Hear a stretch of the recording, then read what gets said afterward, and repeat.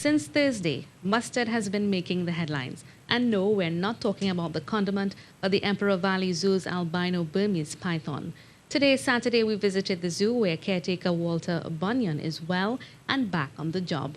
A video circulating on social media showed him opening the enclosure and tossing a rabbit near the python during his feeding time.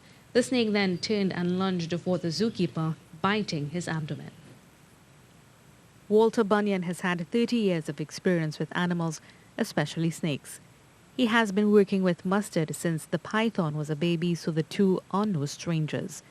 After his ordeal with him on Thursday, he wants to assure the public that there's nothing to be afraid of.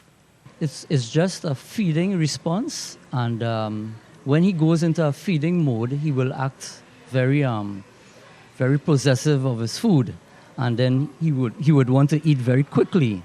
And he lunged there at the food, but he missed, and he just happened to hit me. The bite shocked many, especially those who were present.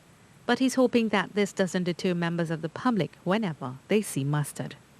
I'm glad that he's all right, and I see he's resting, digesting his food at the moment. And he seems to be pretty calm, and I know he will be okay in a few days when he's digested the rabbit. He'll be back in his normal self, and I'm sure he's going to be ready to respond to anyone who wants to interact with him again.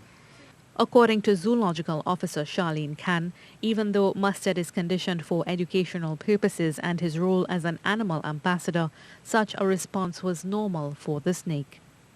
Any animal, conditioned or not, when it's feeding time or when it's mating time, that natural instinct shows, that behavior shows. So that's time where it's not to touch, but it's feeding time as it was in that instance. She said in the incident with Mr. Bonyun, the disturbance as shown in the video may have triggered mustard's reaction. There was disturbance where there was a lot of tapping on the glass, on the showcase where mustard was on display, and that would have irritated the snake somewhat as well, which could have triggered it to behave as it did during a regular feeding time. Mr. Bonyun is one of the first persons called when it comes to retrieval and release of snakes when the animal is in conflict with human habitats.